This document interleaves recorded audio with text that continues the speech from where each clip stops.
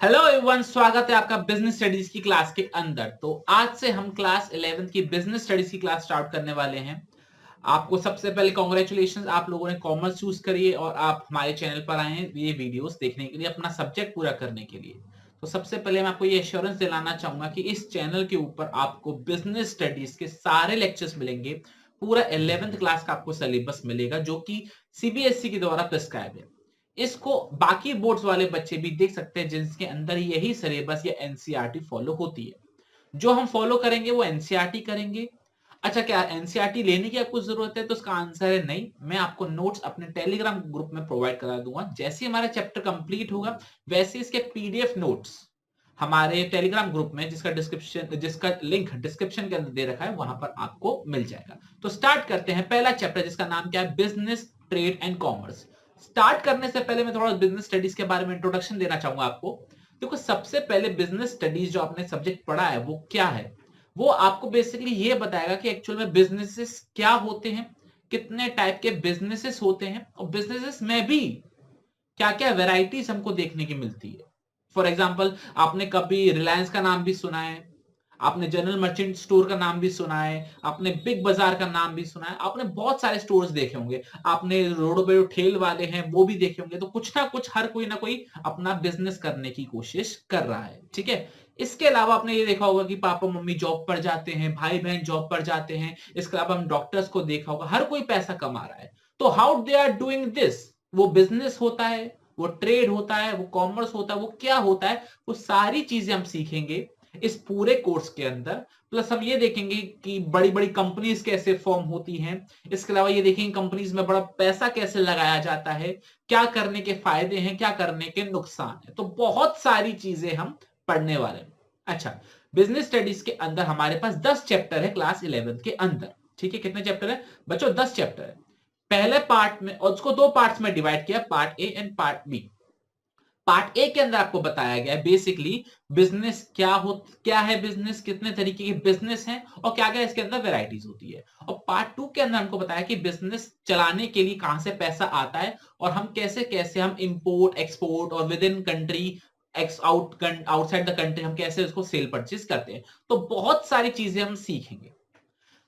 Knowledge के हिसाब से क्लास 11 आपका जो बेस क्रिएट करेगा ना, वो आपकी लाइफ में काम आएगा, ठीक है। आप आगे चल के कोई भी कोर्स करो, आप चार्टर्ड अकाउंटेंसी कोर्स करने का मन है, आपका कंपनी सेक्रेटरी करने का मन है, आपका चलो अभी कुछ डिसाइड भी नहीं हुआ तो आपको बिजनेस करने का मन होगा, देश का दुनिया का सबसे अमीर इंसान बनने का मन होगा आपको, तो वो सारी चीजें करने के लिए इस सब्जेक्ट की नॉलेज होना बहुत ज्यादा जरूरी है। क्योंकि अगर आपको पैसा कमाना है लाइफ में, जो कि हर किसी को कमाना है, तो आपको बिजनेस करना पड़ेगा। नहीं तो आपको नौकरी करनी पड़ेगी, नहीं तो प्रोफेशन में जाना पड़ेगा, कुछ ना कुछ तो आप करोगे। तो कैसे करना है, उसके क्या फायदे हैं, क्या नुकसान है, तो ये क्लास 11 की बिजनेस स्टडीज आपको कराएगी, ठीक है।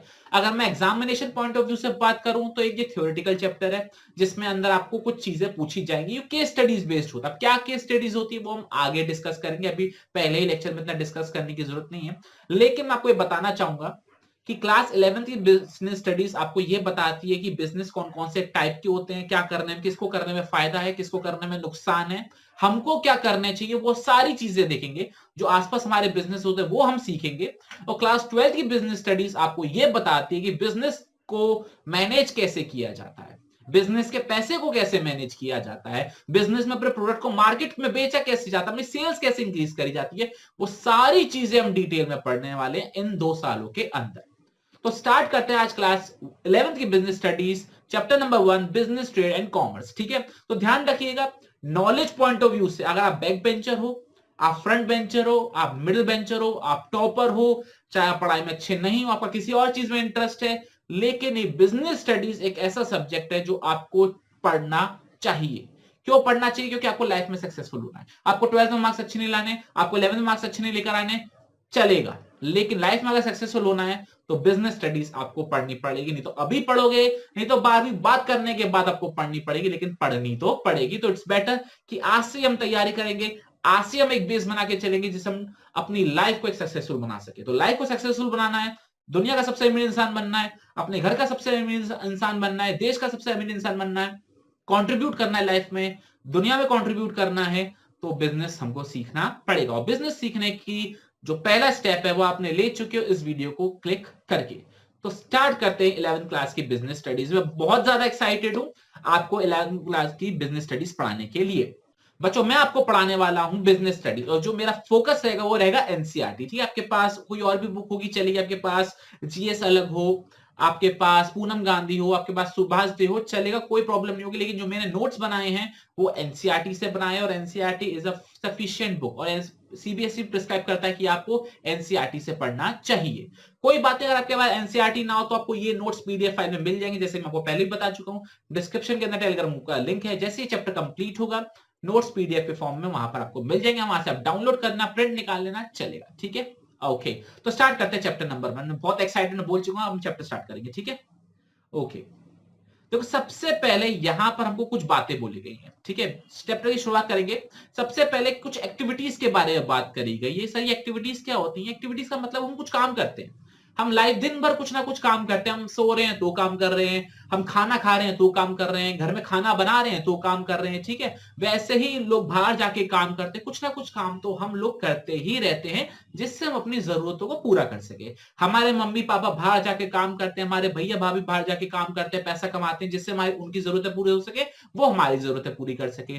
सिमिलरली हम घर के अंदर कुछ काम करते हैं जिससे हमारी जरूरतें पूरी हो सके। तो कुछ ना कुछ तो काम चलता ही रहता है। तो लाइन बाय लाइन हम रीड करेंगे और समझेंगे क्या काम होते हैं। तो people undertake various activities to satisfy their needs. ठीक है, बहुत सारी एक्टिविटीज होती हैं और वो नीड्स को हम दो ग्रुप्स में क्लासिफाई बच्चों कर सकते हैं। दो ग्रुप्स में जो भी हमारी एक्टिविटी होती है वो दो टाइप की होती है। पहला इकोनॉमिक एक्टिविटी, बिल्कुल सही, और दूसरा नॉन इकोनॉमिक एक्टिविटी।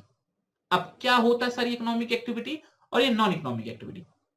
तो ध्यान रखना, इकोनॉमिक एक्टिविटी हम पढ़ने वाले हैं सबसे पहले बच्चों इकोनॉमिक एक्टिविटी। तो इकोनॉमिक एक्टिविटी का मतलब होता है वो एक्टिविटी जिससे हम पैसा अर्न करते हैं अपनी लाइवलीहुड चलाने के लिए, अपना घर परिवार चलाने के लिए, अपनी रोजी रोटी चलाने के लिए। उन एक्टिविटीज को बोला जाता है बच्चों क्या? Economic activities. आई रिपीट, वो एक्टिविटीज जो हम पैसा कमाने के लिए, अपनी लाइवलीहुड चलाने के लिए जो भी करते हैं उसको बोला जाता है इकोनॉमिक एक्टिविटीज। अब देखते हैं इसके एग्जांपल क्या है। जैसे जो हमारे पापा बिजनेस पे जाते हैं वो इकोनॉमिक एक्टिविटी है, यस। जो मेरा भैया जॉब पे काम करने जाते हैं क्या इकोनॉमिक एक्टिविटी है? यस। मेरे पापा जो डॉक्टर है वो पेशेंट को देखते हैं, क्या वो इकोनॉमिक एक्टिविटी है? यस। जो हमारे स्कूल में टीचर आके पढ़ा रहे हैं क्या वो इकोनॉमिक एक्टिविटी है? यस। जो मैं आपको पढ़ा रहा हूं आके क्या इकोनॉमिक एक्टिविटी है? Yes.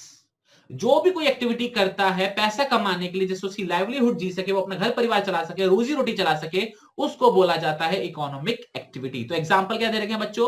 A workers working in a factory. ठीक है, वर्कर फैक्ट्री में काम कर रहा है क्योंकि उसे पैसे मिलेंगे। ठीक है, डॉक्टर क्लिनिक ऑपरेट कर अपना, वो भी इकोनॉमिक एक्टिविटी क्योंकि पैसे कमा रहा है। मैनेजर ऑफिस में काम कर रहा है बच्चों, वो भी इकोनॉमिक एक्टिविटी है। टीचर स्कूल में टीच कर रहा है तो वो भी इकोनॉमिक एक्टिविटी है। तो आई रिपीट, इकोनॉमिक एक्टिविटी वो होती है जिससे आप पैसा अर्न करते हो, जिससे आप अपनी लाइवलीहुड चला सके हो। आई होप ये चीज आपको क्लियर हो रही होगी। ठीक है, अब बात करेंगे हम नॉन इकोनॉमिक एक्टिविटी के अंदर। सही है, नॉन इकोनॉमिक एक्टिविटी क्या होती है? तो नॉन इकोनॉमिक एक्टिविटी वो एक्टिविटी होती है जो कि आप प्यार के खातिर, सिंपैथी के खातिर, पेट्रोजियम के खातिर, सेंटिमेंट्स इमोशन होकर आप कोई भी काम करते हो उसको बोला जाता है non economic activity. For example, आप गए, मम्मी से पैसे चाहिए, पाव दबाने लग गए। ठीक है, पैसे मिल रहे हैं लेकिन वो लाइवलीहुड के लिए नहीं मिल रहे। ठीक है, वो प्यार के कारण कर रहे हो। ठीक है, मम्मी के पांव दबा रहे हो, पापा के पांव दबा रहे हो, तो वो क्या है? नॉन इकोनॉमिक एक्टिविटी है। ठीक है, मम्मी आपको अपने प्यार से खाना बना के खिलाती है, वो भी क्या है? Non economic activity. क्यों? क्योंकि मम्मी जो आपको खाना खिलाती है ना, वो पैसा कमाने के लिए, अपनी जिंदगी चलाने के लिए रोटी नहीं बनाती, वो आपका पेट भरने के लिए, अपना प्यार दिखाने के लिए आपका खाना बनाती है। ठीक है, आप किसी इंसान की मदद करते हो तो वो भी क्या है? नॉन इकोनॉमिक एक्टिविटी है, क्योंकि आपके सेंटीमेंट्स, आपको लगता है इसकी इंसान की मदद कर देनी चाहिए, तो वो भी क्या कहलाती है? नॉन इकोनॉमिक एक्टिविटी कहलाती है। ठीक है, देशभक्ति, जो अंदर से इमोशंस जगते हैं ना देशभक्ति के, वो भी नॉन इकोनॉमिक एक्टिविटी है। क्यों? सॉरी, क्योंकि आप उसके अपनी देशभक्ति, अपनी इमोशंस के कारण वो काम करो, rather than earning money to earn your livelihood. ये आपको चीज क्लियर हो गई? तो कोई भी एक्टिविटी जो आप लव, सिंपैथी, सेंटिमेंट, पेट्रोटिज्म इन सब के कारण करते हो तो वो नॉन इकोनॉमिक एक्टिविटी कहलाती है। आई होप ये चीज आपको समझ में आ रही होगी। इसके एग्जांपल्स बहुत आप अच्छे से याद कर लेना, क्योंकि एग्जाम्स में, अगर मैं एग्जामिनेशन पॉइंट ऑफ व्यू से बात करूं तो एग्जाम में 1 मार्क में पूछा जा सकता है, give an example of economic activity, give an example of non economic activity. I hope ये चीज आपको समझ में आ रही हो कि आप किसी बूढ़े इंसान की मदद कर रहे हो, बूढ़े अंकल की, बूढ़े आंटी की रोड क्रॉस कराने में, तो वो एक नॉन इकोनॉमिक एक्टिविटी, क्योंकि आपने वो इमोशंस के कारण कि अंकल की मदद हो जाएगी, आंटी की मदद हो जाएगी, आप उनको रोड ट्रांसफर करवा रहे हो। आई होप ये चीज आपको समझ में आनी चालू हो चुकी होगी। तो बच्चों अभी तक मैंने आपको बताया कि हम कुछ ना कुछ काम करते रहते हैं, वो हम कुछ ना कुछ एक्टिविटीज करते रहते हैं। तो वो एक्टिविटीज हम क्यों करते हैं? क्योंकि हमको अपनी जरूरतें पूरी करनी है, चाहे वो इकोनॉमिक एक्टिविटी हो चाहे वो नॉन इकोनॉमिक एक्टिविटी हो। इकोनॉमिक एक्टिविटी कौन सी होती है बच्चों? जो हम अर्न करते हैं लाइवलीहुड, जिससे हम अपनी लाइवलीहुड को अर्न करते हैं, पैसा कमाते हैं, ठीक है। चाहे एग्जांपल आपने देखा डॉक्टर का, वर्कर का, मैनेजर का, टीचर का।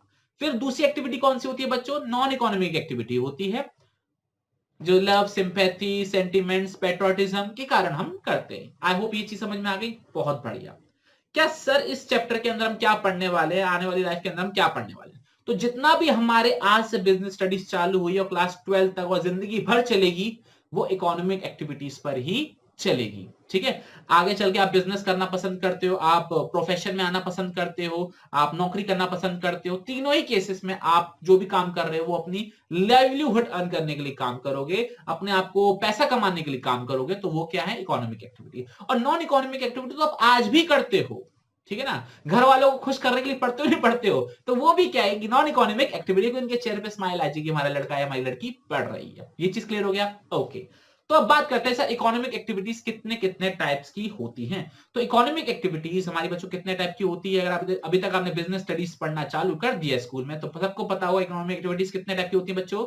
3 टाइप्स की होती हैं। बिल्कुल सही जवाब। हम 3 तरीके से इकोनॉमिक एक्टिविटीज को करते हैं। पहला, या तो हम बिजनेस करेंगे, बिल्कुल सही, या फिर हम प्रोफेशन में आएंगे, बिल्कुल सही, या फिर हम एम्प्लॉयमेंट में आएंगे, ये भी बिल्कुल सही। तो 3 तरीके से हम क्या करते हैं बच्चों? इकोनॉमिक एक्टिविटीज करते हैं, या 3 तरीके से लोग काम करते हैं। अगर आप अपने आसपास देखोगे ना, तो आसपास ये तीनों ही तरीकों में से कोई ना कोई काम कर रहा होगा, या तो कोई बिजनेस में होगा, या कोई प्रोफेशन में होगा, या फिर कोई एम्प्लॉयमेंट में होगा। ये आपको चीज समझ में आ रही है? बहुत बढ़िया। तो ये जो चैप्टर है बेसिकली बिजनेस के बारे में है, प्रोफेशन के बारे में, एम्प्लॉयमेंट के बारे में, पूरी लाइफ ही बिजनेस के बारे में, तो सब कुछ इसके अंदर हम पढ़ने वाले हैं, ठीक है। क्या सर बिजनेस, प्रोफेशन, एम्प्लॉयमेंट एक बात है? नहीं बच्चों, एक बात नहीं है। ये 3 टर्म्स अलग अलग है, इनका मीनिंग अलग अलग है, और ये काम करने का भी तरीका भी इनका अलग अलग है। तो आज हम पढ़ने वाले हैं बिजनेस के बारे में, बिजनेस क्या होता है और उसकी कैरेक्टरिस्टिक्स क्या होती है, हम कैसे समझ पाए कि कोई बिजनेस हो रहा है, ठीक है। तो सबसे पहले बच्चों बिजनेस वर्ड की जो डेफिनेशन है ना, बिजनेस कहां से वर्ड आया? बिजनेस वर्ड आया वर्ड बिजी से। सर ये आप वही टीचरों की तरह पढ़ा रही जो बुक में लिखा है। बच्चों जो बुक में लिखा है वो तो एटलीस्ट पढ़ाना पड़ेगा ना मेरे को। तो देखो बच्चों, सबसे पहले यहाँ पर क्या लिखा हुआ है बच्चों, फिर से मैं रिपीट करूंगा। जो बिजनेस वर्ड है वो कहां से वर्ड निकल कर आया? बिजी वर्ड से निकल कर आया। तो बिजनेस मतलब बिजी रहना, ठीक है।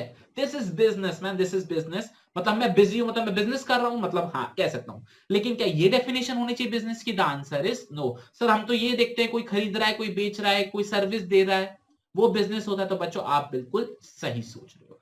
तो जो बिजनेस की डेफिनेशन वो एक्चुअल में ये है, और ध्यान रखना इंपॉर्टेंट है, लाइफ लॉन्ग भी आपको समझ में आ जाएगा कि बिजनेस कहते किसे हैं, और एग्जामिनेशन पॉइंट ऑफ व्यू के हिसाब से तो इंपॉर्टेंट है। ध्यान रखना है, मैं आपको 2 तरीके से पढ़ाऊंगा। पहला तरीका होगा आपको नॉलेज देने का, मेरा मेन मोटिव होगा कि आपको सिखाया जाए कि क्या चीज होती है, कैसे हम चीजों को समझें, आसपास हमारे क्या हो रहा है। और दूसरा मेरा मेन मोटिव होगा कि एग्जाम में हमको कैसा परफॉर्म करना है, ठीक है। दोनों तरीके बताऊंगा आपको, नॉलेज भी बताऊंगा और एग्जाम में कैसे परफॉर्म करना ये भी बताऊंगा। तो दोनों चीजें पैरेलल चलेगी, ठीक है। ओके, तो सबसे पहले मतलब समझते हैं कि बिजनेस की एक्चुअल में डेफिनेशन क्या है।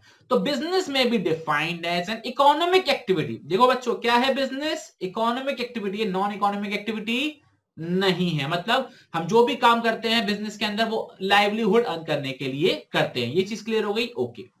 इन्वॉल्विंग प्रोडक्शन, कोई भी चीज हम बनाते हैं, बिल्कुल बनाते हैं, and sale of goods and services, मतलब कोई चीज बनाते भी हैं, बेचते भी हैं, ठीक है। अगर आपका मैन्युफैक्चरिंग का काम है तो आप बना रहे हो चीजों को, हाँ या ना? बिल्कुल सही। अगर आपकी शॉप का काम है तो आप सेल भी कर रहे हो, ठीक है ना। प्रोडक्शन करना भी होता है, कहीं से खरीद के कहीं बेचना भी हमारा बिजनेस कहलाएगा। ये चीज क्लियर हो गया? अगर आपका शॉप का काम है तो आप बनाते तो होगे नहीं, होलसेल मार्केट से लाए, रिटेल मार्केट में आपने बेच दिया। ये होलसेल क्या होता है, ये रिटेल क्या होता है, वैसे तो आपको पता है, थोड़ी बहुत नॉलेज पता है। आपको ये पता होगा सर होलसेल में सस्ता सामान मिलता है, रिटेल में हम महंगा बेचते हैं, बीच में से हम प्रॉफिट कमाते हैं। बेटा इसको भी हम डिटेल में पढ़ेंगे आगे चल के। ये होलसेल वर्ड कहां से आया, ये रिटेल वर्ड कहां से आया, इसका मतलब क्या होता है, क्या प्रॉफिट्स होते हैं इनके, बहुत सारी चीजें पढ़ने वाले क्लास 11 के अंदर, बहुत मजा आने वाला है। ठीक है, तो पढ़ते हैं बिजनेस स्टडीज एक बार फिर से। बिजनेस की डेफिनेशन, तो बिजनेस में भी define as an economic activity. Economic activity है, लाइवलीहुड हम करने के लिए करेंगे, इन्वॉल्विंग प्रोडक्शन। हम प्रोडक्शन करते हैं, कोई चीज प्रोड्यूस करते हैं या फिर हम सेल करते हैं। ठीक है, या तो हम प्रोड्यूस करके बेचेंगे या परचेस करके बेचेंगे। क्या बेचेंगे, गुड्स या फिर सर्विसेज। गुड्स का मतलब क्या होता है, वो चीजें जो हम टच कर सकते हैं। जैसे फॉर एग्जांपल मेरे पास ये नोट्स हैं, ये डायरी है, ये पेन है, ये गुड्स है। ठीक है, हम इनको खरीद के बेच सकते हैं या फिर बनाकर बेच सकते हैं। ठीक है, और दूसरा होता है सर्विसेज। सर्विसेज का मतलब क्या होता है, फैसिलिटी, कोई चीज फैसिलिटी प्रोवाइड करना। मैं आपको पढ़ा रहा हूं, ये एक सर्विस है। ठीक है, मैं आपको कुछ बेच तो नहीं रहा हूं ना, एक सर्विस है। ठीक है, आप इंटरनेट यूज कर रहे हो उसको देखने के लिए, वो भी क्या, एक सर्विस है। ठीक है ना, आप बाल कटवाने चाहते हो तो वो भी क्या, एक सर्विस। आपको कैंची थोड़ी ना देगा वो, आपके बाल काट के आपको बेचता थोड़ी ना वो, कुछ आपको सर्विस दे रहा है। तो या तो आप कोई चीज बनाकर बेचोगे, या कोई चीज खरीद के बेचोगे, या फिर आप सर्विस करोगे, सर्विस प्रोवाइड करोगे। क्यों करोगे, with a motive of earning profit. ध्यान रखना, बिजनेस करने के लिए, बिजनेस का मेन मोटिव क्या होता है बच्चों, प्रॉफिट करना होता है, समाज सेवा करना नहीं होता है। ऑल्दो लोग समाज सेवा करने के लिए भी बिजनेस करते हैं। जैसे फॉर एग्जांपल मैं पढ़ा रहा हूं, मतलब एक कंट्रीब्यूशन देना चाहता हूं लाइफ को, कि आपको अच्छी से अच्छी नॉलेज मिले, लेकिन मैं सर्विस दे रहा हूं, लेकिन मेरा प्राइम मोटिव क्या बच्चों, पैसा कमाना। आपको सर्विस देना भी मेरा मेन मोटिव है, और मेरा पैसा कमाना भी मेन मोटिव है। तो बिजनेस कोई भी क्यों करता है, क्योंकि उसको प्रॉफिट कमाना होता है। ये चीज क्लियर हो गया, by satisfying human needs in the society. वो इन्होंने चीज लिखी हुई है, आप ह्यूमन नीड्स को फुलफिल करो, प्रॉफिट कमाओ। बेटा ये वाली जो लाइन है ना, 12th क्लास में मार्केटिंग चैप्टर आता है, बहुत मजेदार चैप्टर है। उसके अंदर गहराई में पढ़ने नीड्स के बारे में पढ़ा हुआ है, जरूरतें क्या होती है, प्रॉफिट कैसे कमाया जाता है। तो बेटा जब 12th में आओगे ना, आपको मैं बहुत डिटेल में समझाऊंगा इस चीज को। तो एक बार मैं फिर से बिजनेस की डेफिनेशन बता रहा हूं बच्चों, मैं बहुत डिटेल में पढ़ाऊंगा बच्चों, जैसे क्लासरूम लेक्चर्स होता है मैं वैसे पढ़ाने वाला हूं। तो बिजनेस क्या इकोनॉमिक एक्टिविटी है बच्चों, बिल्कुल सही, जो कि आपको प्रोडक्शन में काम करता है। आप कोई चीज बनाते हो, मैन्युफैक्चर करते हो, ठीक है, या फिर मैन्युफैक्चर करके बेचोगे या परचेस करके बेचोगे, जिसको हम ट्रेडिंग बोलते हैं ना, ट्रेडिंग थोड़ा बहुत पता है, वो भी डिटेल में डिस्कस करेंगे। ठीक है, क्यों करते हो, ये सब प्रॉफिट अर्न करने के लिए करते हो, और वो प्रॉफिट कैसे अर्न करते हो, by satisfying the needs of human. ठीक है, नीड्स ऑफ ह्यूमन। ये चीज क्लियर हो गया। तो डेफिनेशन फॉर खत्म करें, कंप्लीट करें। तो बिजनेस में be defined as an economic activity involving the production and sale of goods and services undertaken with the motive of earning profit by satisfying human needs in society. ये चीज clear हो गया, okay. तो कौन सी economic activities करते हैं इसके अंदर, थोड़ा और डिटेल में इसके अंदर हम समझेंगे। ठीक है, पढ़ें, ओके आगे बढ़ते हैं। सही, ये नोट्स हमको मिल जाएंगे बेटा, ये नोट्स आपको बिल्कुल मिलेंगे। जैसे चैप्टर कंप्लीट हो जाएगा वैसे ही आपको फुल फ्लेज नोट्स आपके मेरे जो डिस्क्रिप्शन के अंदर जो टेलीग्राम ग्रुप का लिंक है वो आपको मिल जाएंगे, वहां से आप डाउनलोड करो, प्रिंट निकालो, मौज करो। ठीक है, ओके। जो इकोनॉमिक एक्टिविटी है वो क्या क्या हो सकती है बच्चों, प्रोडक्शन, जो मैंने अभी आपको समझाया आधे घंटे से, क्या समझा रहा हूं मैं आपको, प्रोडक्शन करके बेचेंगे या परचेज करके बेचेंगे। ठीक है, बिल्कुल सही। एक्सचेंज करेंगे गुड्स एंड सर्विसेज को। एक्सचेंज का मतलब क्या होता है बच्चों, गुड्स लो, पैसे दो, पैसे दो, गुड्स लो। ठीक है, ये सारी चीजें हम करेंगे। ये चीज क्लियर हो गया, बहुत बढ़िया, आपको अच्छे से समझ में आने लग गया होगा कि हम बिजनेस क्या होता है। अब बात करते हैं सर कैरेक्टरिस्टिक्स ऑफ बिजनेस, कैसे पता लगा पाए कि बिजनेस चल रहा है। ठीक है, कैसे पता लगाए कि कोई पर्सन बिजनेस कर रहा है, करें पता लगाएं। चलो, तो बेटा क्या दे रखा है, सबसे पहले इन्होंने इकोनॉमिक एक्टिविटी। देखो डेफिनेशन से ही हमने कैरेक्टरिस्टिक्स निकाली। कैरेक्टरिस्टिक्स का मतलब क्या होता है, उसकी विशेषता है। ठीक है, वो क्या है, क्या उसका नेचर क्या है। ठीक है ना, अगर मैं पूछूं आप पढ़ने निकलने वाले बच्चे हो, आप उद्यमी बच्चे हो, आप स्पोर्ट्स में अच्छे हो, तो आपकी कैरेक्टरिस्टिक्स है। ठीक है ना, आपकी फीचर्स हैं, अच्छे भी हो सकते हैं गंदे भी हो सकते हैं, तो फीचर्स में दोनों चीजें आ जाती है। ठीक है, तो what are the characteristics of business, सबसे पहला ये क्या है, इकोनॉमिक एक्टिविटी है। इकोनॉमिक एक्टिविटी का बच्चों मतलब मैं आपको पहले ही बताया था, अर्निंग करने का मोटिव होना चाहिए, पैसा कमाने का मोटिव होना चाहिए, लाइवलीहुड कमाने का मोटिव होना चाहिए। प्यार मोहब्बत सिंपैथी से बिजनेस नहीं चलता, और ना ही प्यार मोहब्बत बिजनेस करने के लिए हम बिजनेस करते हैं, ठीक है ना, कि लव मजा आ रहा है प्यार से हम बिजनेस करेंगे, पैसा नहीं कमाने के लिए बिजनेस नहीं कर रहे, नहीं बिल्कुल ऐसा नहीं होता। हमारा मेन मोटिव होता है मेरा प्रॉफिट कमाने का मोटिव होता है, ठीक है। चाहे आप छोटे लेवल पे करो, मीडियम लेवल पे करो, चाहे रिलायंस जैसे या फिर अमेजोन जैसे बड़े लेवल पे करो, आपका छोटी सी दुकान है तो भी आप बिजनेस कर रहे हो, ठीक है, प्रॉफिट मोटिव है अगर आपको तो। आपका बहुत बड़ा आउटलेट है तो भी आप बिजनेस कर रहे हो, आपका वर्ल्ड नेशनल लेवल पर आपकी कंपनीज है तो भी आप बिजनेस कर रहे हो। ये चीज क्लियर हो गया, ये क्लियर हो गया, बहुत बढ़िया बात। तो कैसे पता लगेगा कि ये बिजनेस कर रहा है? इसका मेन मोटिव प्रॉफिट कमाना होना चाहिए। अगर मैं आपको पढ़ा रहा हूं मेरा मेन मोटिव है प्रॉफिट कमाने का, तो मैं बिजनेस कर रहा हूं। ये चीज क्लियर हो गया, क्योंकि मैं सर्विस दे रहा हूं आपको, आया समझ में? बहुत बढ़िया बात है। आगे देखें जरा क्या होता है इसके अंदर। Production and procurement of goods and services, production और procurement of goods and services, ठीक है। प्रोडक्शन कैसे, ये बिजनेस कैसे करोगे? कुछ बेचोगे, कुछ सर्विस दोगे, या तो बनाकर बेचोगे या खरीद कर बेचोगे। अगर मान के चलो मेरा पेन का बिजनेस है, या तो मैं पेन बनाकर बेचूंगा या फिर कहीं से खरीद के लेकर आऊंगा सस्ते दामों पे, कहीं बेचूंगा। ये चीज क्लियर होगा। तो इसको बोला जाता है व्हाट, प्रोक्योरमेंट और प्रोडक्शन ऑफ गुड्स, ठीक है। या फिर मैं सर्विस दे रहा हूं आपको, मतलब मैं आपको पढ़ा रहा हूं तो मतलब मैं आपको सर्विस भी दे रहा हूं। अगर मैं इसको आपको बुक्स दे रहा हूं आपको, तो मैं कहीं से बुक खरीद के लाके दे रहा हूं तो उसको बोलेंगे प्रोडक्शन एंड सेलिंग। मैं कहीं से खरीद के लाके दे रहा हूं तो प्रोक्योरमेंट और सेलिंग या फिर परचेज और सेलिंग। ये आपको चीज समझ में आ गई, बहुत बढ़िया। अच्छा, गुड्स कौन कौन से टाइप के हो सकते हैं? गुड्स आपके कंज्यूमर गुड्स हो सकते हैं, कंज्यूमेबल गुड्स हो सकते हैं, या फिर कैपिटल गुड्स होते हैं। अब ये समझ में नहीं आया सर ये कंज्यूमेबल गुड्स क्या होते हैं, कैपिटल गुड्स क्या होते हैं? बेटा कंज्यूमेबल गुड्स का मतलब होता है जो घरों में कंज्यूम करे जाते हैं, ठीक है, जैसे शुगर, मिल्क, नोटबुक, जो घरों के लिए गुड्स होते हैं ना, उनको बोला जाता है कंज्यूमेबल गुड्स, जो घरों में यूज होते हैं। और जो बिजनेसमैन यूज करते हैं गुड्स, फॉर एग्जाम्पल मेरा कंपनी चल रही है, मैं कहीं से कंप्यूटर खरीद के लेकर आया, कहीं से फर्नीचर खरीद के लेकर आया, कहीं से मशीन खरीद के लेकर आया अपने बिजनेस के लिए, तो उसको मैं बोलूंगा कैपिटल गुड। अगर वही फर्नीचर मैं घर के लिए लेकर आता हूं वो कहलाऊंगा मैं कंज्यूमेबल गुड्स। आई रिपीट, कोई भी सामान अगर मैं घर के लिए लेकर आता हूं तो वो कहलाता है कंज्यूमेबल गुड्स। कोई सामान मैं अगर ऑफिस के लिए, फैक्ट्री के लिए, से लिए शॉप के लिए लेकर आता हूं तो वो कहलाएगा कैपिटल गुड। ये चीज क्लियर हो गया, बहुत बढ़िया बात है। ये क्यों लाए जाते हैं? सबसे पहले तो आप क्या कर रहे हो, बिजनेसमैन क्या कर रहा है, या तो कंज्यूमर गुड्स बेचेगा या फिर कैपिटल गुड्स बेचेगा, ठीक है, क्योंकि वो आगे चल के उनके यूजर्स को बेचेगा। ध्यान रखना, बेचना ज्यादा इंपॉर्टेंट है। और सर्विसेज दे सकते हैं। बेटा सर्विसेज क्या होती हैं? फैसिलिटीज, जो हम अपने किसको ऑफर करते हैं बच्चों? फैसिलिटीज हम कंज्यूमर को ऑफर कर सकते हैं, हम दूसरी बिजनेस ऑर्गेनाइजेशन को ऑफर कर सकते हैं। ये ठीक है। फॉर एग्जांपल मैं बाल काटने वाला काम करता हूं, तो आप मेरे यहाँ बाल कटवाने आ रहे हो, ठीक है, तो मैं क्या कर रहा हूं बच्चों? आपको आपको सर्विस दे रहा हूं। मान के चलो मैं इंटरनेट प्रोवाइड करता हूं, तो मेरे पास कोई कंपनी आई है कि हमको इंटरनेट कनेक्शन लगवाना, तो मैं किसी ऑर्गेनाइजेशन को सर्विस दे रहा हूं। ये चीज क्लियर हो गया अच्छे से, बहुत बढ़िया बात। तो हम सर्विसेज, जो कोई भी ऑर्गेनाइजेशन सर्विस किसको दे सकता है? वो इंडिविजुअल, हम जैसे इंसानों को दे सकता है, वो किसी ऑर्गेनाइजेशन को भी सर्विस दे सकता है। फॉर एग्जांपल ट्रांसपोर्टेशन की सर्विस, बैंकिंग की सर्विस, इलेक्ट्रिसिटी की सर्विस, और भी बहुत तरीके की सर्विस है। इंश्योरेंस सर्विस हो गई, बहुत अलग अलग तरीके की सर्विसेज होती हैं, ठीक है। सर्विसेज का मतलब होता है आप किसी को कुछ काम करके दे रहे हैं या किसी को कोई फैसिलिटी प्रोवाइड कर रहे हो, ठीक है। ये चीज क्लियर हो गया। जो मैं कर रहा हूं वो भी क्या है? एक सर्विस की कैटेगरी में ही आता है। तो हम क्या कर रहे हैं? कहीं से चीज खरीद के लेकर आके बेच रहे हैं, या बनाकर बेच रहे हैं, या फिर हम सर्विसेज दे रहे हैं। तो अगर कोई इंसान ये कर रहा है तो वो बिजनेस कर रहा है। ये चीज क्लियर हो गया।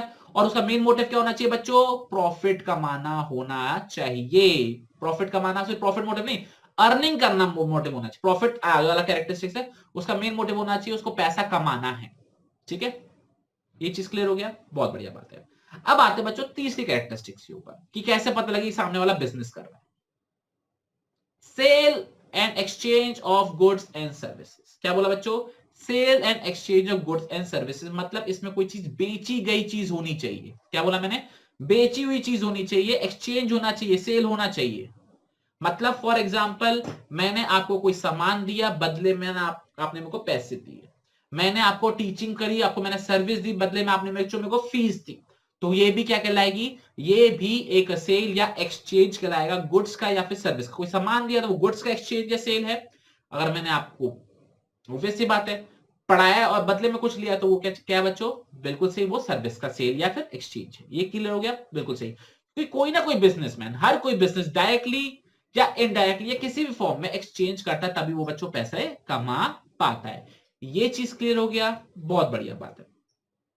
अच्छा देखो यार, इसमें ध्यान रखना, एक्सचेंज होना जरूरी है सेलर और बायर के बीच में। जो कीवर्ड यहाँ पे बच्चों नीचे है ना, वो क्या है? सेलर और बायर। अगर मेरी मम्मी मेरे लिए खाना बनाती हैं तो वो सेल परचेज एक्सचेंज नहीं है। ये चीज क्लियर हो गया। ये मैं बाहर वाले को बेच के पैसा ले रहा हूं तो वो सेल या एक्सचेंज कहलाएगा, लेकिन मेरी मम्मी मेरे को खाना बना के खिला रही है तो वो एक्सचेंज से बिजनेस नहीं कहलाएगा। बाहर वालों को बेच के पैसा कमा रही है तो वो कहलाएगा। ये चीज क्लियर हो गया, सॉरी, ठीक है। आई होप ये आपको चीज समझ में आ रही होगी। मैं बहुत ही आराम से, बहुत ही डिटेल में आपको छोटे छोटे करके सारी चीजें समझाऊंगा। आई होप आपको समझ में आ रहा हो, और अगर आपको कुछ भी टॉपिक समझ में ना आए तो आप मेरे को तुरंत पूछ सकते हैं, ठीक है। देखो वही वही चीज जो यहाँ पे लिखी हुई है, अगर आप कोई सामान बेच रहे हो, बाहर वाले को बेच रहे हो, पैसा ले रहे हो, या कुछ एक्सचेंज में कुछ बदले में कुछ सामान ले रहे हो, तो वो बिजनेस कहलाएगा। लेकिन कोई चीज आप पर्सनल कंजम्पशन के लिए, फैमिली कंजम्पशन के लिए कर रहे हो तो वो बिजनेस नहीं कहलाएगा। ये चीज क्लियर हो गया, बहुत ठीक। तो याद रखना, ये 1 मार्क में पूछा जा सकता है, आपको एक एग्जांपल दिया जाएगा। फॉर एग्जांपल, मैंने खाना बनाया खुद के खाने के लिए, क्या ये मैंने बिजनेस एक्टिविटी करी है? The answer is no. मैंने खाना बनाया किसी को देने के लिए, बदले में पैसे लूंगा, क्या मैंने बिजनेस एक्टिविटी करी है? The answer is yes. ठीक है, क्लियर हो गया, ओके। अब बात करते हैं dealing and goods and services on regular basis. एक बार का ट्रांजैक्शन नहीं चाहिए, रेगुलर बेसिस पे चाहिए, डेली बेसिस पे चाहिए। फॉर एग्जांपल, मेरे घर में रद्दी इकट्ठी हो गई, मैंने बेच दिया, मैंने 500 रुपए कमा लिए, मैं बोलूंगा मैंने बिजनेस किया है? The answer is no. Single transaction या 1 और 2 ट्रांजैक्शन डजंट डिफाइन कि आप बिजनेस कर रहे हो। आपको बिजनेस रेगुलर बेसिस पे करना चाहिए। रेगुलर बेसिस पे आप गुड्स या सर्विसेज बेच रहे होगे, तभी आप क्या कहलाओगे कि आप बिजनेस कर रहे हो। फॉर एग्जाम्पल, आप घर पे पहुंचे, मम्मी ने आपकी पुरानी किताबें या पुराने खिलौने किसी रद्दी वाले को बेच दिए, मम्मी को मिल गए 1000 रुपए, 2000 रुपए, तो मम्मी क्या ये बोल सकती है मैंने बिजनेस किया? The answer is no. Business करने के लिए रेगुलर बेसिस पे कुछ ना कुछ करना जरूरी होता है। अच्छा, मम्मी घर से बुटीक चलाती है, क्या मम्मी घर से कपड़े बेचती है? The answer is yes. तो वो बिजनेस कहलाएगा, क्योंकि वो रेगुलर बेसिस पे काम करती है। रोज ट्रांजेक्शन होना कंपलसरी नहीं है, लेकिन रेगुलर बेसिस पे ट्रांजेक्शन होना कंपलसरी है। ये चीज क्लियर हो गया? तो आपको मेन मोटिव ही वही है, काम करना, ठीक है। तो ध्यान रखना, ये 1 मार्क में पूछा जा सकता है, और नेचर भी है, ठीक है। तो one single transaction of sale और परचेज डजंट कॉन्स्टिट्यूट बिजनेस। ये चीज क्लियर हो गया। फॉर एग्जाम्पल, मान के चलो मैंने कोई प्रॉपर्टी खरीदी, ठीक है, मैंने कोई प्रॉपर्टी खरीदी सस्ते दामों पे, महंगी मुझसे बेच दिया, क्या मैंने बिजनेस किया? द आंसर इज नो, मैंने कोई बिजनेस नहीं किया। लेकिन मैं, मेरा काम ही यही है, मैं हमेशा बिजनेस और प्रॉपर्टी सस्ते दाम में खरीद के महंगे में बेचता हूं, किराए पे चढ़ाता हूं, तो this is I am doing business. ये चीज क्लियर हो गई, ओके। तो dealing in goods and service on regular basis, 1 time और 2 टाइम ट्रांजेक्शन डजंट कॉन्स्टिट्यूट कि आप बिजनेस कर रहे हो। ये चीज समझ में आ रही है, बहुत बढ़िया। ओके सर, पैसा कमाना मेन मोटिव है? नहीं बच्चों, पैसा कमाने के साथ साथ प्रॉफिट कमाना भी हमारा मेन मोटिव है, ठीक है, प्रॉफिट कमाना। अदरवाइज हम बिजनेस चला नहीं पाएंगे, क्योंकि हमको क्या करना, अपने खर्चे जो हमने करे हैं उससे थोड़ा सा एक्स्ट्रा पैसा कमाना, और घर की रोजी रोटी हमको चलानी है। तो this is the main motive of any business organisation, to earn profit. ये चीज क्लियर हो गया। और प्रॉफिट कैसे मैक्सिमाइज किया जाता है? सेल्स ज्यादा से ज्यादा हो, खर्चे कम से कम हो। सेल्स ज्यादा हो, खर्चे कम हो, तो इस केस में आप क्या कर पाते हो बच्चों? प्रॉफिट कमा पाते हो, मैक्सिमम प्रॉफिट कमा पाते हो। आई होप ये चीज आपको समझ में आ गई। मैक्सिमम प्रॉफिट क्या होता है बच्चों? सेल्स को इंक्रीज करो, कॉस्ट को रिड्यूस करो, आपका प्रॉफिट अपने आप ही आ जाएगा। क्योंकि अदरवाइज अगर आप प्रॉफिट नहीं कमा रहे हो तो आप बिजनेस नहीं चला पाओगे, आपका बिजनेस नुकसान में चला जाएगा, बहुत दिक्कत हो जाएगी। ये चीज क्लियर हो गया, ओके। क्या सर और भी कोई तरीके से हम बिजनेस को आइडेंटिफाई कर पाते हैं? The answer is yes. Uncertainty of return, क्या वर्ड यूज हो रहा है? अनसर्टेनिटी। अनसर्टेनिटी का मतलब होता है जो पहले से कंफर्म नहीं है कि क्या होगा। और रिटर्न का मतलब बदले में क्या मिल रहा है। रिटर्न का मतलब बदले में क्या मिल रहा है। तो बिजनेस करके हमको बदले में क्या मिलता है बच्चों? प्रॉफिट मिलता है। तो प्रॉफिट की अनसर्टेनिटी कहने का मतलब यह है कि बिजनेस के अंदर हम मेन बिजनेस क्यों करते हैं बच्चों? प्रॉफिट कमाने के लिए हम बिजनेस करते हैं। और प्रॉफिट कमाने के बिजनेस करते हैं, लेकिन हमको क्या पहले से पता होता है कि कितना प्रॉफिट कमाएंगे? The answer is no. क्या हमको पता है कि प्रॉफिट ही कमाएंगे? The answer is again no. हमको लॉस भी हो सकता है। तो there is uncertainty of return, कि हमको प्रॉफिट होगा तो कितना होगा? क्या प्रॉफिट ही होगा? नहीं, लॉस भी हो सकता है। This is what uncertainty of return, ठीक है। Every business invest money, money मतलब जो भी बिजनेस के अंदर हम कैपिटल इन्वेस्ट करते हैं, हमारा मेन मोटिव होता है प्रॉफिट कमाने के लिए। बट कितना प्रॉफिट होगा ये हम कंफर्म नहीं बता सकते, और प्लस हमेशा लॉस होने की प्रोबेबिलिटी भी रहती है, भले हम कितनी भी मेहनत कर ले। ये चीज क्लियर हो गया, बहुत बढ़िया बात है। अब बात करते हैं एलिमेंट ऑफ रिस्क की। Last characteristics of business element of risk, मतलब ये रिस्क का मतलब है कि शायद लॉस हो सकता है। ठीक है, रिस्क का मतलब क्या है, शायद लॉस हो सकता है। एक्सपोजर टू अ लॉस मतलब कंफर्म नहीं है लॉस होगा, मतलब रिस्क है, हो सकता है नहीं हो सकता। कस्टमर नहीं आए तो, लॉकडाउन लग गया तो, कर्फ्यू लग गया तो, डीमोनेटाइजेशन हो गया तो, ट्रेंड ही बदल गया तो, बहुत सारे ऐसे अनडिजायरेबल या अनफेवरेबल अगर कोई सर्कमस्टांसेस आ जाएं या कुछ ऐसा हो जाए जो हमारे बिजनेस के अगेंस्ट में चला जाए, तो शायद पॉसिबिलिटी है कि हम लॉस सफर कर जाए। वो रिस्क है। ये चीज क्लियर हो गया। अनफेवरेबल अनडिजायरेबल इवेंट्स की वजह से ही रिस्क आता है। जैसे बार बार लगता है लॉकडाउन लग जाएगा, वीकेंड लॉकडाउन लग रहा है, कहीं पे पूरे पूरे हफ्तों का लॉकडाउन लग रहा है, तो वो क्या एक रिस्क है कि आपको लॉस हो सकता है। क्या सिर्फ यही रिस्क हो सकता है लॉकडाउन का? नहीं, कस्टमर का स्वभाव बदल गया, ठीक है, टेस्ट एंड प्रेफरेंस बदल गए। बच्चों, लोग अब बाहर का खाना पसंद करते थे, अब बाहर का खाना पसंद नहीं करते क्योंकि कोरोना हो सकता है। ठीक है ना, प्रोडक्शन करने का तरीका बदला तो खर्चे बढ़ गए, एम्प्लॉयज ने स्ट्राइक कर दी, काम करना बंद कर दिया, कंपटीशन बढ़ गया, आग लग गई, चोरी हो गई, भूकंप आ गया, नेचुरल कैलेमिटी हो गई, चोट लग गई। तो ये सारे कारण है जिससे हमको नुकसान हो सकता है। क्या सर इस रिस्क को खत्म किया जा सकता है? The answer is no. Risk को खत्म बिल्कुल नहीं किया जा सकता, बट मिनिमाइज किया जा सकता है। कोशिश कर सकते हैं कि कम से कम रिस्क हो, पहले से हम कुछ प्रिकॉशंस ले ले। लेकिन ऐसा होगी परमानेंटली रिस्क खत्म हो जाए तो ऐसा बिल्कुल भी पॉसिबल नहीं है। आपका कितना भी पुराना बिजनेस हो, कितना भी वेल एस्टेब्लिश बिजनेस क्यों ना हो, रिस्क हो सकता है। इसका सबसे पहला एग्जांपल बताऊं बच्चों, क्या है? रिलायंस जियो, आइडिया, एयरटेल कंपनियां। जैसी रिलायंस जियो आई थी, रिलायंस जियो ने 9 महीने के लिए फ्री इंटरनेट, फ्री कॉलिंग दे दी थी। फ्री इंटरनेट, फ्री कॉलिंग दे दी थी। 2017 की बात बता रहा हूं या 2016, 2017 की बात बता रहा हूं, 4 साल पुरानी। उस दौरान आइडिया, एयरटेल, वोडाफोन, बाकी जितनी भी कंपनीज थी, करोड़ों रुपए के जो प्रॉफिट कमा रही थी, अरबों रुपए के जो प्रॉफिट कमा रही थी, थाउजेंड जो प्रॉफिट कमा रही थी, वो लॉसेस में चली गई थी। सीरियसली वो लॉसेस में चली गई क्योंकि लोगों ने रिचार्ज कराना बंद कर दिया था। एक आइडिया कंपनी जो 250 रुपए में 1 जीबी देती थी एक महीने के लिए, रिलायंस जियो ने 4 जीबी दिया था बच्चों एक दिन का। हर दिन 4 जीबी देती थी वो फ्री कॉलिंग के साथ। तो ये सब करने से क्या रिस्क था कि नहीं था? पता नहीं था कि ऐसा ऑफर आ जाएगा, रिस्क था। तो उस चक्कर में उनको लॉस होना स्टार्ट हो गया। ये चीज समझ में आ रही है आपको? तो अभी तक आज का मैं कंक्लूड करूंगा कि अभी तक हमने क्या पढ़ा बच्चों। अभी तक हमने अपने नोट्स के हिसाब से सिर्फ एक पेज पढ़ा है और बहुत ही डिटेल में पढ़ा है कि एक्टिविटीज 2 टाइप की होती है, इकोनॉमिक और नॉन इकोनॉमिक। इकोनॉमिक पैसा अर्न करने के लिए, लाइवलीहुड करने के लिए होता है। Non economic love, sympathy, sentiment, patriotism, किसी भी इमोशनल फीलिंग के दौरान होता है। बिजनेस किससे होता है? इकोनॉमिक एक्टिविटीज से। इकोनॉमिक एक्टिविटीज को हमने 3 पार्ट्स में क्लासिफाई करा था, बिजनेस, एम्प्लॉयमेंट, प्रोफेशन। ठीक है, अभी तक हमने एम्प्लॉयमेंट क्या होता है इसके बारे में कुछ नहीं पढ़ा, प्रोफेशन क्या होता है इसके बारे में हमने अभी तक कुछ भी नहीं पढ़ा। हमने क्या पढ़ा, किसके बारे में पढ़ा? सिर्फ बिजनेस के बारे में पढ़ा। तो बिजनेस की डेफिनेशन देखी, इकोनॉमिक एक्टिविटी होती है जिसमें हम प्रोडक्शन करते हैं, सेल करते हैं, प्रोक्योरमेंट करते हैं, प्रॉफिट मोटिव अर्न करने के लिए गुड्स एंड सर्विसेज को बेचते हैं जिससे लोगों की नीड्स एंड वांट्स को हम सेटिस्फाई कर सके। वो क्या हो सकती हैं activities? Production and sale, procurement of sale of goods and services, जिससे लोगों की नीड्स पूरी हम प्रॉफिट कमाएं। और हमने देखा कैसे पता लगा सकते हैं कि सामने वाला बिजनेस कर रहा है, तो उसके हमने 7 कैरेक्टरिस्टिक्स पढ़ी। पहला, इकोनॉमिक एक्टिविटी का होना जरूरी है, मतलब पैसा कमाना जरूरी होता है।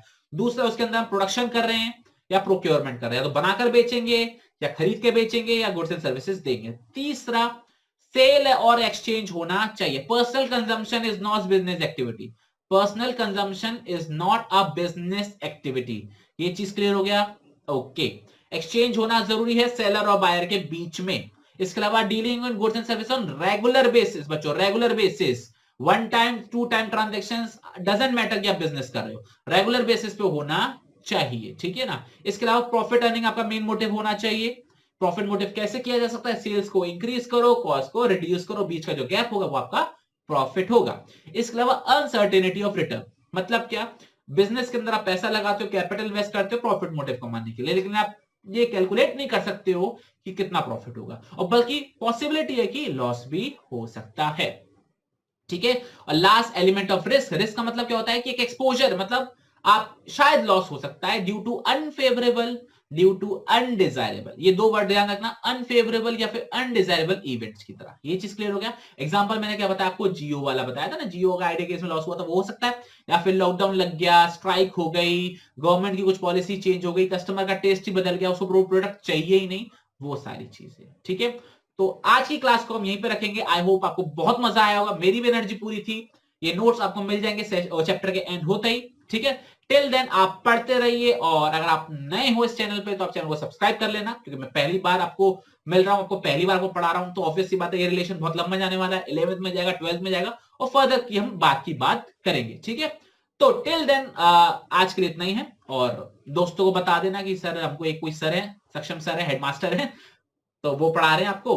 तो आपसे मुलाकात होगी अगले सेशन के अंदर। टिल देन, जय हिंद, जय भारत, बाय बाय।